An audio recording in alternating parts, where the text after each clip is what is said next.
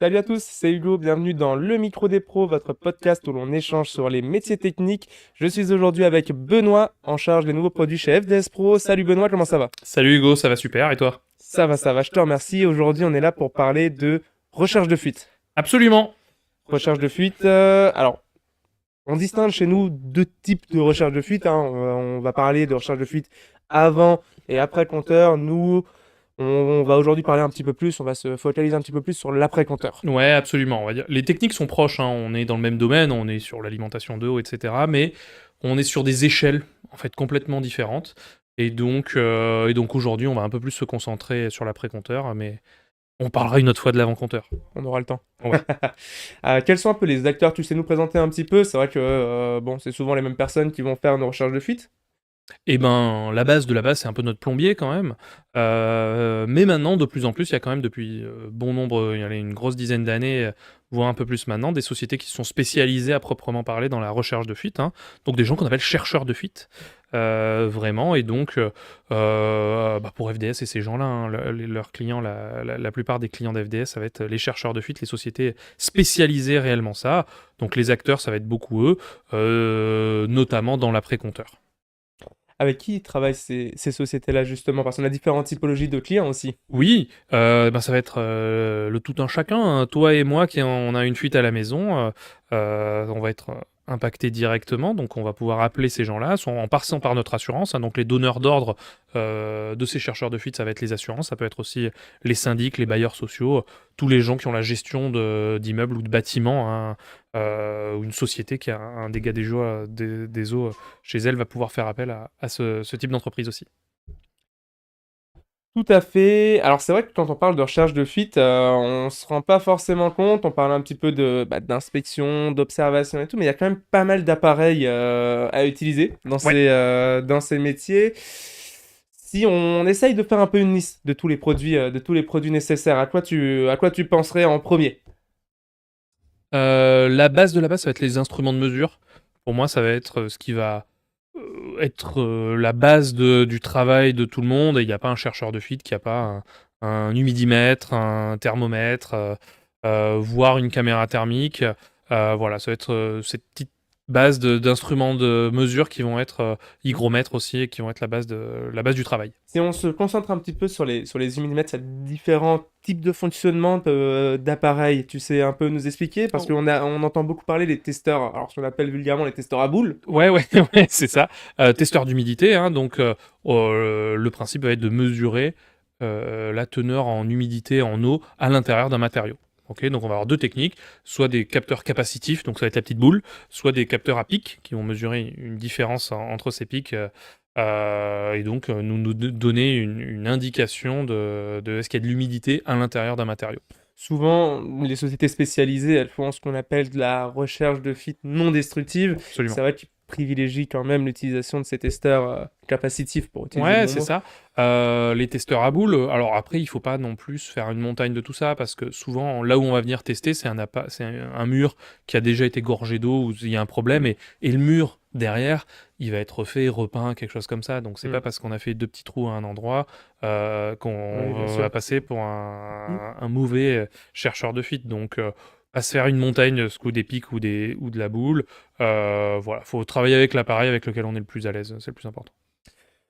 On a les thermohygromètres. À quoi ça sert? Tu peux nous expliquer un petit peu? L'hygromètre, il va surtout, donc qu'est-ce qu'il mesure l'hygromètre? Il mesure l'humidité dans la pièce, dans l'air, Et dans l'air ambiant. ça, c'est une vraie différence à garder en tête parce que on peut être amené à confondre humidimètre et hygromètre. C'est pas la même Absolument, chose. et puis si on achète ça sur Amazon, en plus, Oui. un coup sur deux, la dénomination est pas la bonne, une mauvaise traduction ou quelque chose comme ça va faire que un humidimètre se transforme en hygromètre et un hygromètre en humidimètre. Donc l'humidimètre, on est bien la mesure dans un matériau, et l'hygromètre, la mesure d'humidité dans l'air. Et notamment, qu'est-ce que ça va nous apporter comme information importante? Ça va nous donner une valeur importante qui est le point de rosée.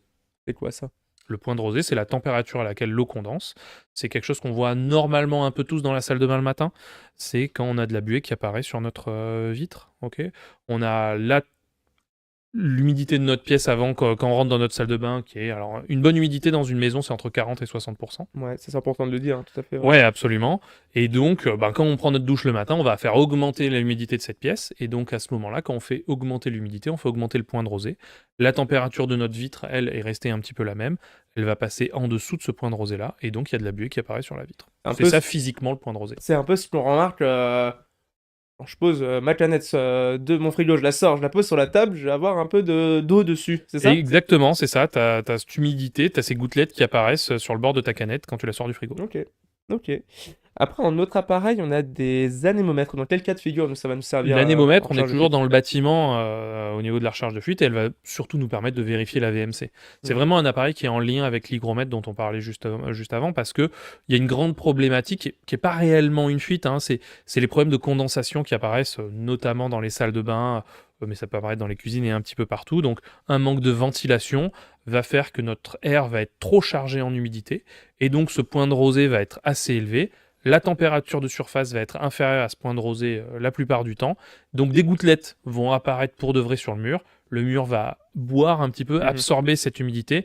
Et donc on va créer des champignons, des moisissures. C'est les taches noires qu'on voit un petit peu dans les appartements qui sont... Dans les appartements ou maisons, hein, peu importe. Hein, dans les pièces qui sont en tout cas un petit peu trop Là, on humides. parle de problèmes de ventilation, d'apport Absolument. d'air neuf, et donc l'anémomètre, ça va contrôler on a beaucoup de VMC maintenant de ventilation contrôlée, que les Exactement. débits soient encore corrects, que les conduits soient peut-être pas bouchés ou. Absolument, hein, donc pareil, une petite caméra, ça va faire partie de notre Mhm. petit sac à dos de chercheur de fuite Ouais. de démarrage, hein, avec, donc on s'est dit, hein, un petit humidimètre, un hygromètre, un anémomètre et une petite caméra endoscopique que je peux brancher sur mon téléphone ou quoi que ce soit, qui va me permettre de vérifier à l'intérieur de ma VMC, est-ce que le locataire, le propriétaire a pas mis un Ouais. chiffon à l'intérieur pour empêcher le bruit. Moi, j'ai connu ça dans un studio quand j'étais étudiant.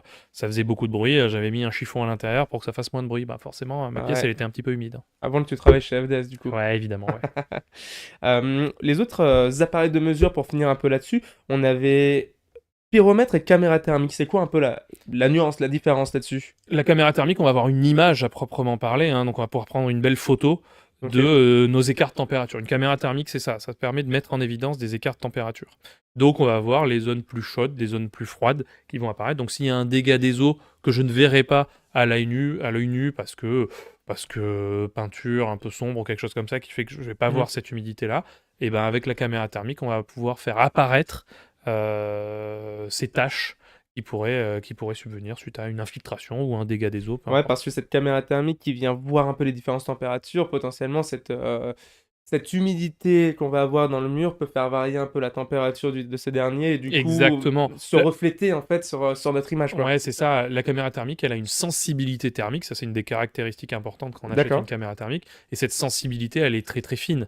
Donc, quelques dixièmes de degrés d'écart va nous permettre De voir. de voir cette différence-là. Et en cas de pont thermique, de problématiques comme ça aussi, d'isolant, de choses comme ça, on va pouvoir voir des zones plus fraîches ou plus chaudes alors qu'elles ne devraient pas l'être à certains endroits. Et le pyromètre, lui, qu'est-ce qu'il fait exactement? C'est quoi?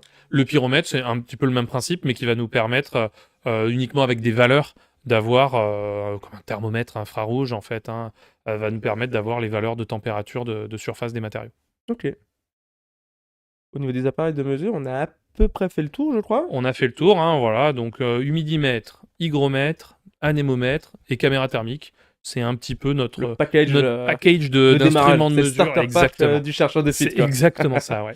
Et ensuite, quel autre type d'appareil, toi, tu penses, qui vient en second plan? Une fois que j'ai tous ces appareils de mesure, qu'est-ce qu'il me faudrait?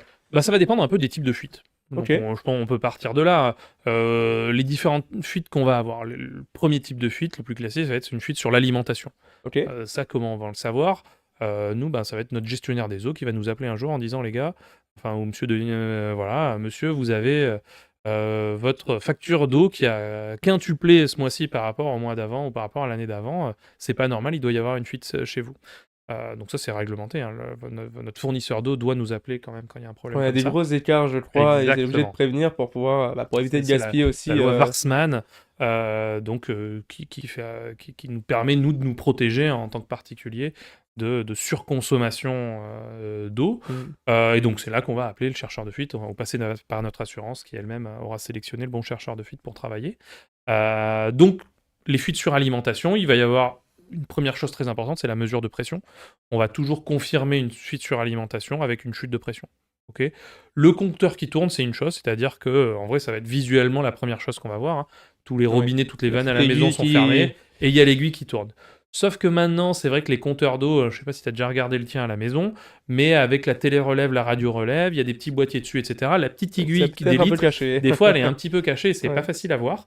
Donc, on va toujours se confirmer une fuite d'alimentation par une chute de pression. Ok. S'il y a une fuite, notre pression de service, qui est la pression d'eau de notre maison, qui est peut-être autour de 2 bars et demi, 3 bars, 3 bars 5, quelque chose comme ça, et ben si je ferme mon robinet d'entrée, si tous mes robinets sont fermés, normalement l'eau doit pas bouger. Ok, la Alors, pression ça doit va rester rester à constante. pression neutre. Exactement. Ok. Mais si j'ai une fuite, la pression va se mettre à baisser. Là, tu utilises quoi du coup comme Un appareil, manomètre, là tout bête. Alors, on a des petits montages chez FDS qui sont très pratiques, avec des petits raccords rapides qui vont me permettre de me brancher sur n'importe quel pas de vis dans la maison de ma Mhm. machine à laver ou de sous mon évier, peu importe, et qui va me permettre, avec un petit mano numérique, du coup, qui va au millibar, de D'accord. permettre de voir la moindre petite chute de pression directement sur notre réseau.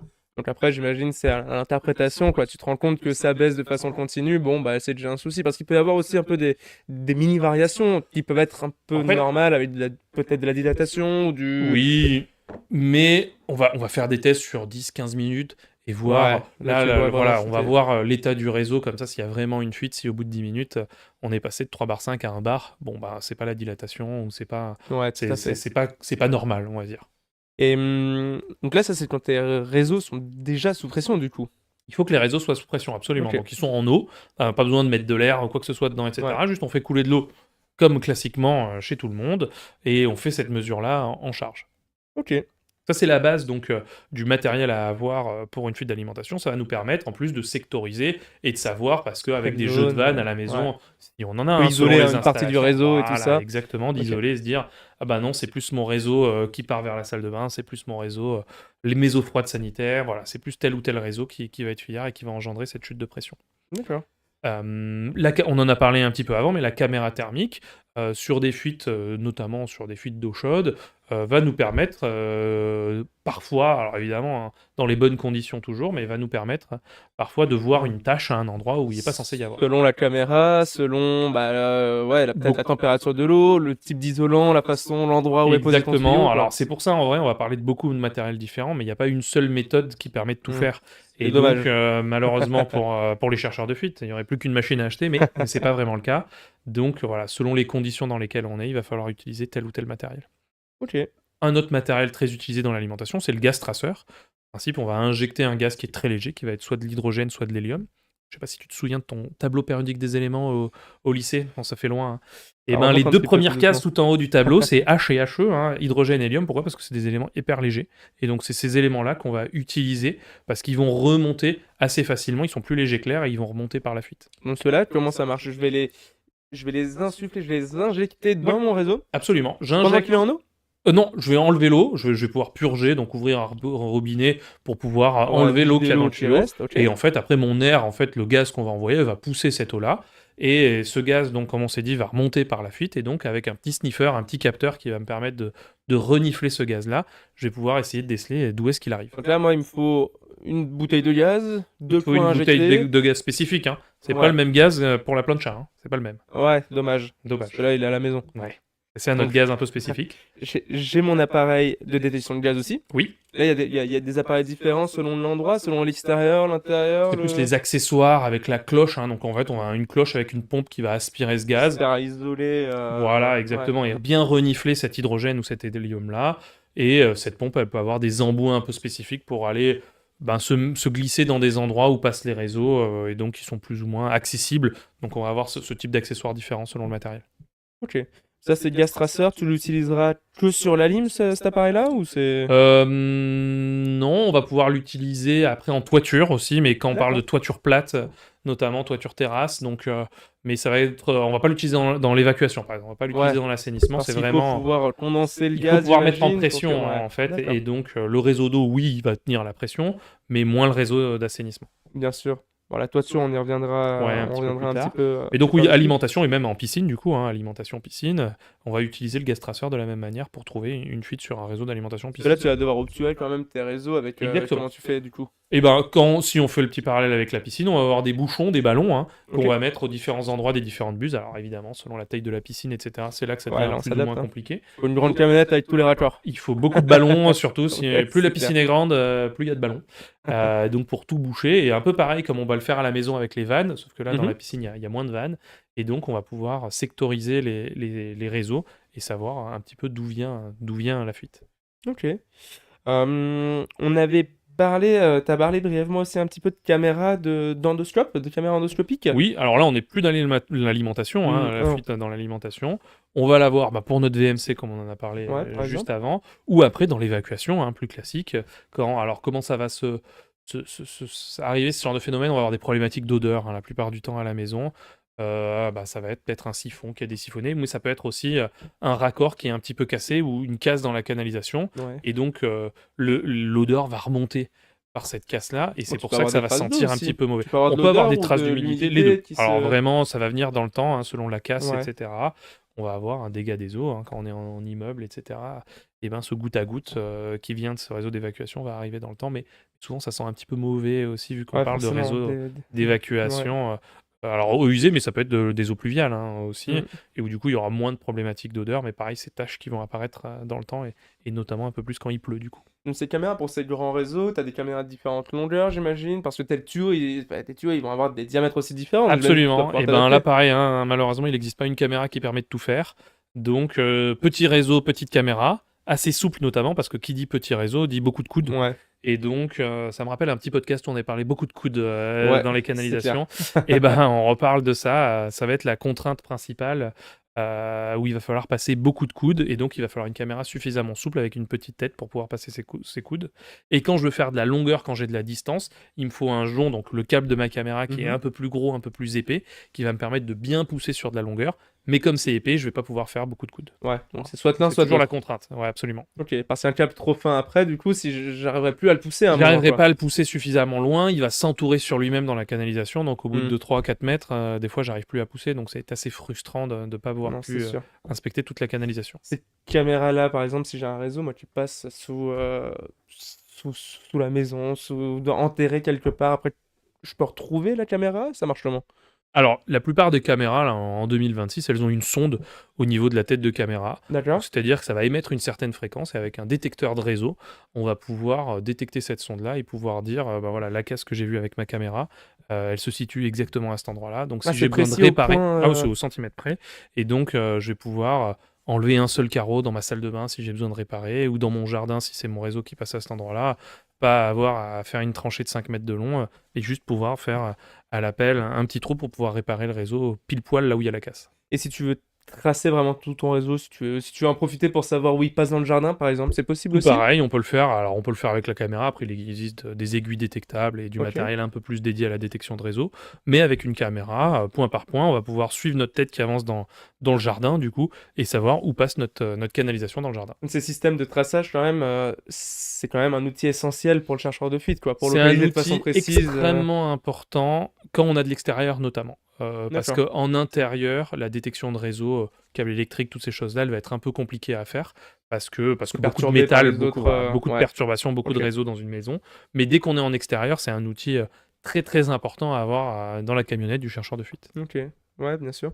Et après, il y a tout ce qui va être colorant aussi, colorant de traçage avec Absolument. colorant UV, les lampes UV, tout ça. Voilà, c'est ça. Donc ça, c'est ce qu'on va utiliser dans les problèmes d'évacuation, hein, pour donc Mhm. le but, hein, on va mettre une couleur à un endroit, une couleur à un autre, etc. et voir à notre endroit de notre dégât des eaux, hein, qu'on aura identifié avant, quelle couleur arrive à cet endroit-là. Ça va nous permettre un peu pareil, dans une idée de sectoriser, hein, Sectorisé, de ouais, c'est le comprendre un mot petit que tu peu, répètes. voilà, comprendre d'où ça vient et où ça va. Le où ça va, c'est souvent logique parce qu'on nous appelle pour ça, parce qu'on a vu une tâche quelque Ouais. part. Ok. Mais de savoir d'où vient cette tâche-là, et c'est là qu'on va pouvoir utiliser différents colorants. Alors, il y en a qui tâchent, il y en a qui tâchent pas, il y en a des incolores, et donc qui vont marcher. Tu parlais de lampe UV uniquement en envoyant une certaine longueur d'onde avec une lampe UV qui va nous permettre de faire apparaître ce colorant-là. Dans quel cas de figure, du coup, tu vas privilégier l'usage d'un colorant visible ou invisible à l'œil nu? Quand j'ai peur de tâcher, hein, tout simplement, ça va être je découvre un endroit, j'ai peur un petit peu de où je vais en mettre, etc. Et j'ai pas envie de tâcher des endroits qui sont propres, qui sont sains, Ouais. je vais pouvoir utiliser ce traceur Si j'ai une incolore. tâche que je vais voir dans une pièce qui est habitée, là, je vais peut-être privilégier l'usage d'un colorant incolore, Exactement. invisible à l'œil. Après, si ça tombe, je sais pas, dans un vide sanitaire ou ailleurs, là, c'est moins grave, quoi. Ok. Voilà, ou pour faire les joints de ma douche, sachant que je vais pouvoir nettoyer juste derrière, Mhm. etc. Et que, pareil, le colorant, du coup, va pas être absorbé par le matériau. Ou quand on parle piscine, il faut faire attention avec les margelles des Prennent la piscines qui couleur sont après. en pierre et donc qui boivent très très vite, notamment quand il fait chaud l'été et qu'on en intervient. Là, il faut faire attention, en tout cas, à pas en Mhm. mettre partout. Donc, les cochons peuvent utiliser de l'incolore et ceux qui font un peu attention peuvent utiliser du colorant, Parce que notamment fluorescéine, c'est un des colorants qu'on utilise par beaucoup. capillarité, ça se déplace vraiment bien dans le matériau, quoi, hein. Oui, C'est-à-dire que même dans le matériau en lui-même, le colorant, il va réussir à se ouais, la déplacer. couleur reste. La Ouais. couleur reste, même si ça doit passer par différents endroits. Alors ça prend parfois un peu de temps, hein, Mm. parce que c'est pas parce que je mets de l'endroit à un endroit, à un point A, que ça va arriver au point B en Tout de quelques suite, quoi. secondes. Ouais. Voilà, il faut le Enfin, il y a un temps. chemin. Voilà, il y a un chemin à suivre, et c'est Mm. ce chemin-là qu'on va essayer de suivre pour essayer de comprendre comment l'eau, elle arrive à cet endroit-là. Ok. T'avais parlé avant d'appareils du coup de gaz traceur. Oui, Il y a d'autres appareils aussi qu'on peut utiliser sur des flux d'alimentation qui sont les appareils acoustiques. c'est l'acoustique, Ouais. absolument. Alors le but il est tout bête, hein, on va essayer d'entendre la fuite. C'est un stéthoscope. C'est un stéthoscope, exactement. Et on essaie d'écouter là où on va avoir un bruit un petit peu particulier, qui va être peut-être un sifflement, qui va être des petites bulles, c'est-à-dire l'eau qui part de la canalisation pour Mm. en sortir.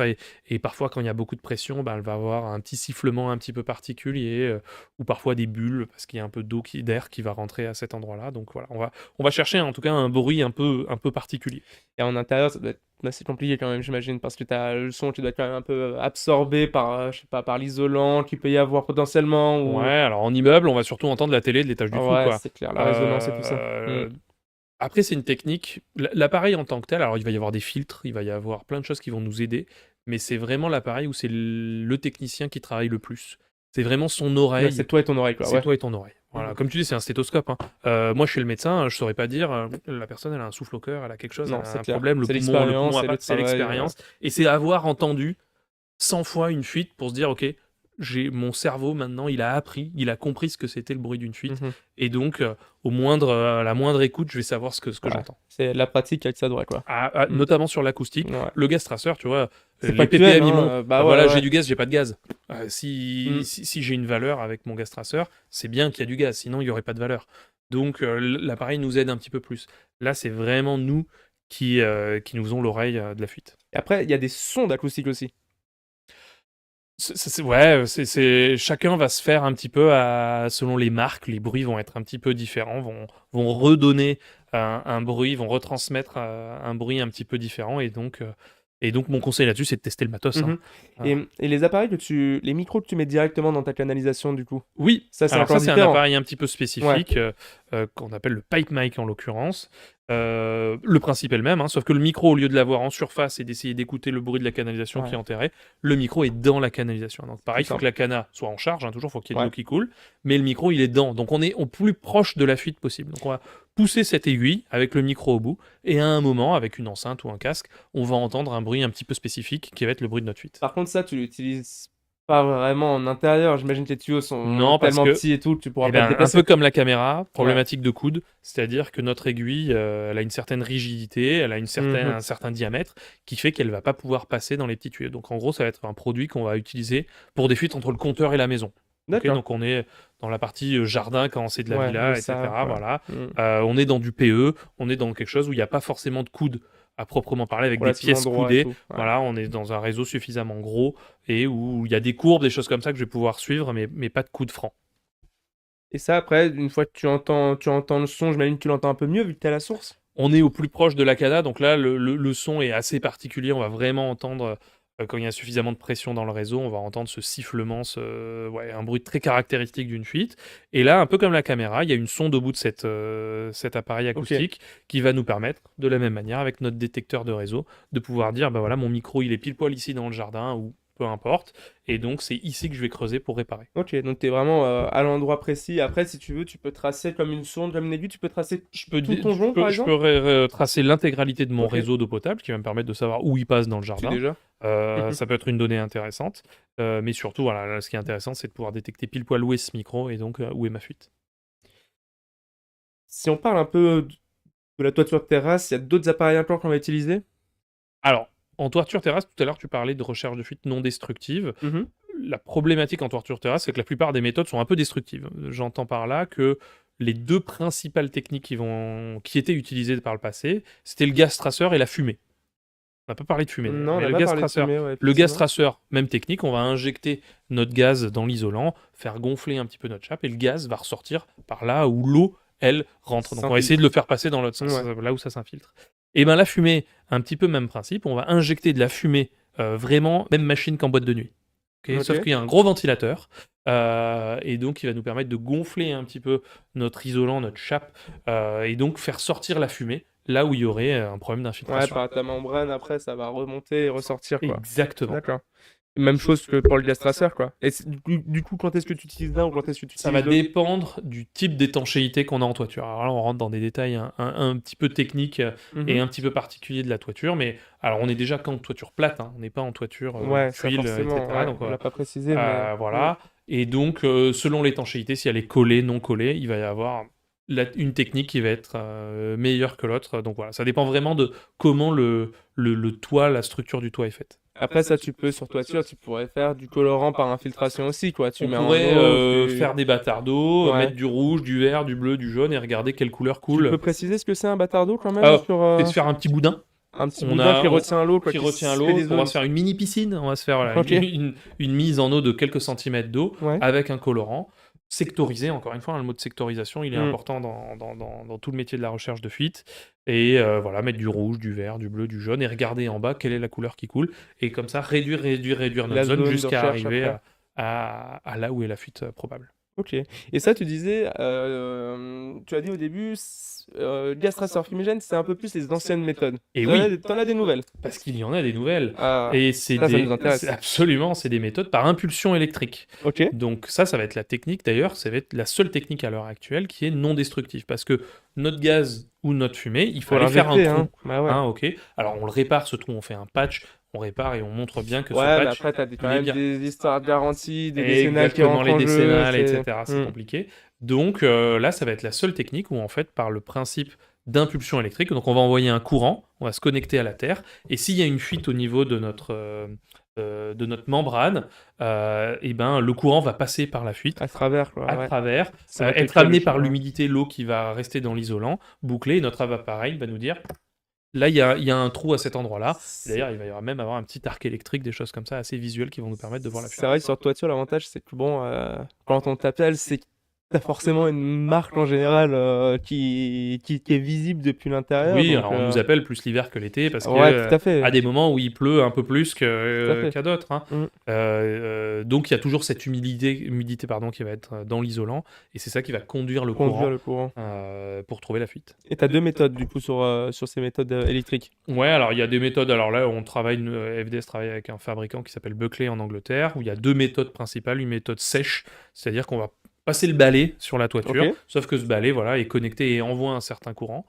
Et c'est là qu'on va voir ce petit arc électrique apparaître D'accord. quand il y a un trou. Et une autre méthode où on va faire une mise en eau, ok, et avec deux pics qui vont nous mesurer une différence de potentiel entre ces pics, on va pouvoir voir entre ces deux pics un endroit où est le trou. Ok, par où tu te diriges toi. Ok, Exactement. très clair. D'accord. D'accord. Il y a un dernier petit cas de figure qu'on n'a pas encore évoqué, c'est, si on l'a évoqué brièvement avec le gaz tracer, c'est la piscine du coup. Absolument. Il y a du matériel spécifique aussi pour la piscine, Ouais. parce que ça fonctionne un peu différemment. Piscine, méthodologie un petit peu particulière. Ouais. Hein, donc on a des réseaux d'alimentation, on a des réseaux de refoulement, on a une bombe de fond, on a des éléments C'est spécifiques. une structure différente. C'est une hein, structure différente d'un bâtiment, hein, évidemment.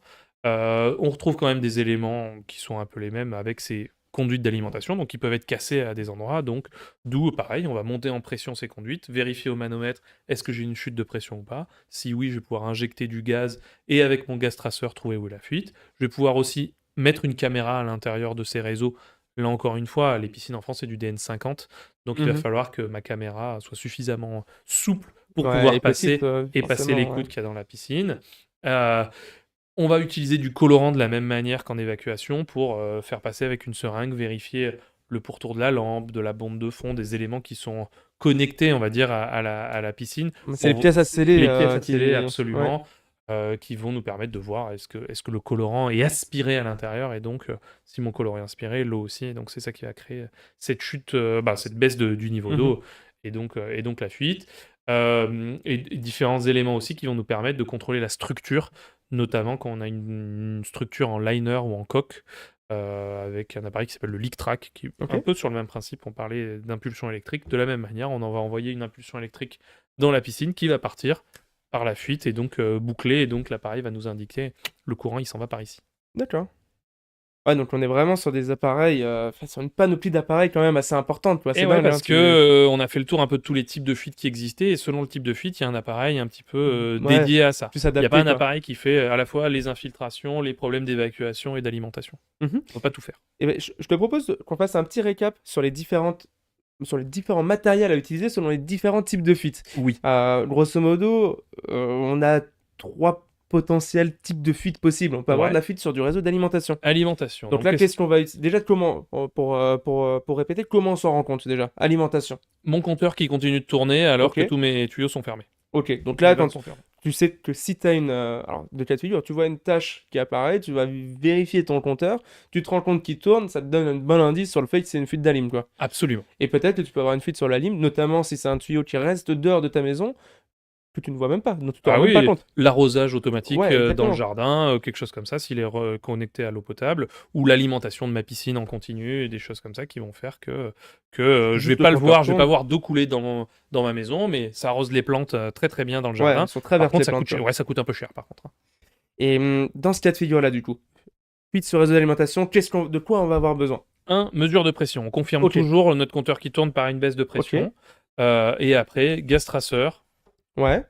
acoustique, Les appareils peu importe, acoustiques, donc les les méthodes micros acoustiques. ou potentiellement les sondes dont on a parlé. Exactement. Ok. Caméra thermique, si Caméra jamais thermique, tu pardon, parlais d'eau absolument chaude. sur les réseaux d'eau chaude, sur Ok. les réseaux d'alimentation Sachant d'eau qu'en chaude. plus, il y a des petites techniques après, parce que au final, quand t'es plombier et que tu maîtrises un petit peu quand même les réseaux, tu peux inverser aussi ton eau chaude, ton eau froide pour essayer de Oui, retracer. ça T'as c'est les certaines petites. secrets du métier un petit peu, il faut Ouais, pas tout ouais. dévoiler parce que sinon tout le monde va se lancer.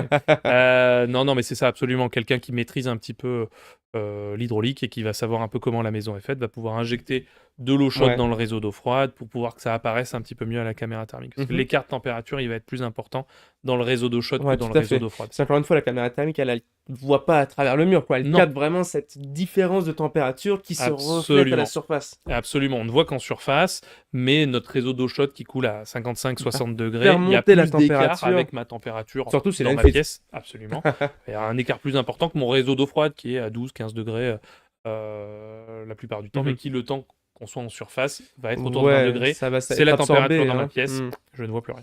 Et après, on n'a pas cité ces appareils de mesure, mais c'est vrai que bon, bah, pour la localisation de l'humidité, souvent, Ça, c'est le sac à dos de base, voilà, hein, on voilà. l'a C'est toujours pas avec, hein. spécifique à l'alimentation, à l'évacuation ou autre chose, Mm. ou à l'infiltration, mais c'est vraiment le petit sac à dos avec avec tous les produits que je suis obligé d'avoir. Ouais, voilà, ça c'est Pour mon observation de toujours base. là, donc on le cite pas forcément, mais on l'a toujours avec nous. Absolument, et notamment les assurances travaillent comme ça en disant la première intervention, ça va être une recherche de fuite qu'ils appellent souvent visuelle, Ok, et donc c'est le petit sac à dos de ces instruments de ouais, mesure-là, hein, la recherche de fuite visuelle. ok. Ces petits starter pack avec ton tes 2-3 Humidimètre, hygromètre, appareils de mesure. anémomètre, Ok. et petit endoscope pour vérifier, et caméra thermique pour vérifier un Mhm. petit peu ce qui se passe. Autre type de fuite sur les réseaux du coup d'évacuation. Là, de quoi tu as besoin comme appareil du coup? Caméra, Une caméra de quoi? Caméra d'inspection. caméra d'inspection, Ouais. voilà, avec un jonc qu'on va pousser à l'intérieur Ok, de la parfait. conduite. Pareil, hein, petite, grosse selon le tuyau. Donc parfois besoin de 2 caméras pour les réseaux Selon pour être secondaires adapté, et le ouais, gros tout à fait. réseau. Je vais avoir besoin de colorant, Ouais. évidemment, et je vais avoir besoin d'une machine à fumer, parce que pour toutes les problématiques d'odeur, on va balancer notre fumée par le toilette et regarder où est-ce que notre fumée ressort si jamais il y a une casse quelque part sur le réseau. On n'a pas parlé des petits accessoires que tu peux aller avec, comme les ballons obturateurs ou les petites. C'est Ouais, vrai les que petits selon compléments. les machines qui sont fournies de générateurs de fumée, il peut y avoir différents accessoires Mm. qui vont éviter que la fumée remonte en Ouais, tout à arrière. fait. Si tu l'envoies par un toilette, par exemple, c'est vrai Voilà, que ton tuyau exactement. prendra pas tout le diamètre de ta canalisation, quoi. Exactement, mais en vrai, en tirant une chasse, ça permet de bloquer, etc. Ouais, Je suis on a des pas bon petites commercial, techniques. t'as vu, j'évite de vendre du matériel. Oh là là, Mais on va couper ton micro bientôt. ouais, c'est vrai. Mais en tout cas, il y a plein de techniques qui permettent de faire attention quand on travaille. Parfait. Après, on a les infiltrations. Alors, c'est vrai qu'infiltration, c'est assez vague. Ça peut être plein de choses. Ça peut être sur une toiture, ça peut être une façade, Ça ça peut être des ouais, fenêtres, ça absolument. peut être des joints d'étanchéité, surtout ce qui arrive souvent dans les salles de bain, quoi, hein. Absolument. Caméra thermique va nous permettre en intérieur de regarder un petit Les peu si j'ai des différentes taches venant températures de et tout l'intérieur, ça. etc. et de déceler ça si c'est pas extrêmement visuel. Et après, colorants qui vont nous permettre, pareil, de faire des tests d'aspersion. Donc, on va simuler la pluie à l'extérieur parce que, comme tu le disais, on Ouais. nous appelle le plus souvent, c'est quand il pleut, hein. Oui, tout à fait. Donc, on va resimuler la pluie avec un colorant un peu spécifique à différentes zones pour voir d'où est-ce que ça pourrait venir. On va pouvoir utiliser la machine à fumer, hein, quand même, qui va marcher si je peux l'injecter dans une prise dans mon mur et voir si la fumée sort, notamment pour tester les menuiseries, comme Oui. tu en parlais. Ça va me permettre de voir Mm. si c'est bien étanche ces zones-là. Après, on a des fuites qui sont pas des fuites. On a les ponts thermiques. Tu peux nous dire à peu près ce que c'est un pont Ouais, thermique? on On en a parlé parlait un petit un peu, petit ouais. peu avec les salles de bain, hein. Ça va être soit un problème de ventilation, soit un problème d'isolant qui va créer, avec ce phénomène de point de rosée, de la condensation à certains endroits d'un mur. Et donc, cette condensation, elle apparaît parce que l'air de la pièce est trop chargé en humidité. C'est Et pas un ouais, goutte à goutte qui tombe quelque tout à part, fait. c'est juste parce que l'air, il y a beaucoup d'humidité dedans, que des gouttelettes apparaissent sur le mur qui peuvent être bues et donc problématiques de Donc champignons, ouais, ça, etc. ça qui va peuvent arriver arriver. souvent, ces histoires de pont thermique, quand c'est lié à un défaut d'isolation, ça peut arriver souvent en hiver parce que nos pièces à l'intérieur, elles sont Il fait chauffées. chaud. On est beaucoup en intérieur, donc on respire, on dégage, nous, en tant qu'être humain, forcément, de l'humidité. Et bah, du coup, mon mur, si j'ai un défaut d'isolation, la température extérieure va, entre guillemets, un peu s'infiltrer. Et du coup, mon mur va À être en l'intérieur. dessous de cette température de rosée, quoi. Et Exactement, ça point de crée rosée, après hein. de S'il est à l'eau 12 qui se... degrés mais qui fait -5 dehors toute ma journée, le froid va rentrer à l'intérieur jusqu'à être dans ce matériau et donc jusqu'en surface. Mhm. La surface va passer en dessous de ce point de rosée. J'ai des gouttelettes qui vont apparaître et donc j'ai ce dégât qui va apparaître comme ça. Ouais, exactement. Et alors, par contre, une fois que tu as ce point de rosée là, comment tu le justifies, entre guillemets? Comment tu peux dire, ouais, ça, c'est un point thermique?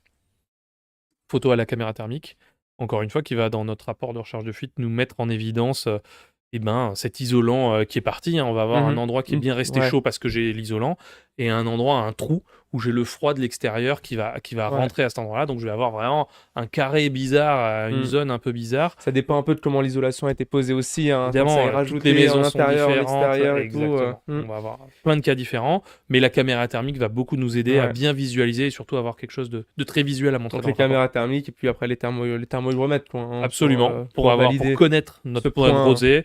Et après, on va pouvoir d'ailleurs régler notre caméra thermique avec ce point de rosée pour faire apparaître que les points en dessous de ce point de condensation, Ouais, tout à pour fait. pouvoir apparaître sur Mm. la photo les points où j'ai de la condensation qui C'est va vrai que les apparaître. caméras thermiques ont des possibilités de réglage qu'on n'utilise pas forcément et qu'on pousse pas forcément, Ouais, mais malheureusement, alors on donne des formations sur la recherche mm, de fuite et on essaie de montrer aux gens comment bien se servir du matériel, mais souvent elles sont moins bien utilisées que moins toutes les exploité, capacités tout à fait. qu'elles peuvent Mm. faire. Et donc, il y a ces idées où on peut les lier vraiment à ce point de rosée et faire apparaître des choses très importantes, des données hyper importantes en une seule image, Ouais, au lieu de faire plein de blabla en disant, voilà, la lui d'expliquer température tout. de surface est inférieure à mon point de rosée, Mm. nanana. En une photo, on peut avoir tout compris parfois. Exactement. Euh, Sur toiture, quel matériel tu mets dans ton sac à dos là, s'il rentre dans le sac à dos? Ouais, là, ça commence à faire Là, un ça gros sac commence à à dos, faire hein. un gros sac à Ouais, dos. ouais, c'est un gros sac à dos, bah, gaz ou fumée, voire les deux selon le type Mhm. d'étanchéité. Et comme on se disait, mon balai électrique ou ma méthode non destructive qui, selon pareil le type de toiture, va me permettre de faire des grandes surfaces assez rapidement. Ok, donc fumigène, gaz tracer, les colorants aussi, les après balais secs ou humides quoi. Absolument. Ok. Et le dernier type de fuite, alors ouais, c'est les piscines, hein. Mhm. Là par contre, c'est vrai que tu as aussi plein de possibilités différentes. Qu'est-ce que tu as toi en tant que chercheur de fuite, si tu te spécialises dans la piscine, qu'est-ce qu'il te faut du coup? Il me faut une bonne combinaison pour plonger l'hiver, C'est clair. parce qu'il fait parfois pas très chaud. Ouais, mais Euh, quand on a une fuite, on s'en rend souvent compte en été quand on veut l'utiliser. Donc Ça dépend, ouais, hein. Des fois, c'est au moment où on met à peine en eau, on va commencer à la ouais, il nettoyer, est à lancer encore la un peu filtration. Au mois encore de un peu mai, froid. et l'eau, elle est à 12-13 degrés, c'est pas dingue quand même, hein. C'est pas faux. Donc, faut bien se réchauffer. Non, mais après, gaz tracer, caméra, des ballons pour pouvoir Ouais, c'est ce isoler qu'on disait. les différents réseaux. Et le leak track quand on va avoir des Mhm. piscines coque ou liner qui vont nous permettre de Mhm. vérifier ces problématiques de structure et le colorant encore une fois. Parfait. On a fait un peu le tour là des différents types de fuites. Mhm. Est-ce que tu peux nous dire un peu ce qui est proposé chez FDS? Parce que c'est vrai que la recherche de fuite, c'est quand même, c'est un peu une spécialité chez France Détection Service. Alors, qu'est-ce qu'on a comme type de matériel? Comment on accompagne les clients Eh qui ben, veulent se on lancer? fournit pas que du matériel là, du coup, FDS, parce qu'on va avoir les formations et de l'accompagnement chantier lié à tout ça. Donc évidemment, tout le matériel dont on vient de parler, il est disponible chez FDS, donc du gas tracer, acoustique, Mhm. fumée, colorant et j'en passe. Mais aussi, on va être capable d'accompagner nos clients sur des chantiers, et évidemment de les former aussi. On a une formation qui existe depuis plus de 10 ans maintenant chez FDS, qui est cette formation recherche de fuite après compteur. En plus, depuis 2025, dans un nouveau bâtiment où vraiment tout est fait pour pouvoir mettre les gens en situation vraiment face à des vraies fuites et donc du coup leur permettre d'utiliser le matériel dans des cas concrets. Mhm. On a un appartement dans Rempli ce de fuites. bâtiment rempli de fuites. Alors là, il est sympa l'appart, mais il y a quand même des fuites un peu partout. Donc les gens vont pouvoir utiliser le matériel et vraiment l'utiliser dans des cas très concrets. Ok, parfait. C'est vrai que c'est c'est important parce que c'est pas un métier qui dispose d'un parcours scolaire entre guillemets Non, non, non, existant et non. D'ailleurs, reconnu. c'est un métier qui est toujours pas reconnu par Oui, l'État, hein. Si on parle un peu création d'entreprise, code NAF et compagnie, si on cherche oui, chercheur de fuite, ça n'existe pas, non, hein. tout à fait. Donc on Analyse et inspection, je crois. voilà, alors chacun fait un peu ce qu'il veut là-dedans, mais il y a pas de diplôme reconnu pour pouvoir devenir chercheur de fuite.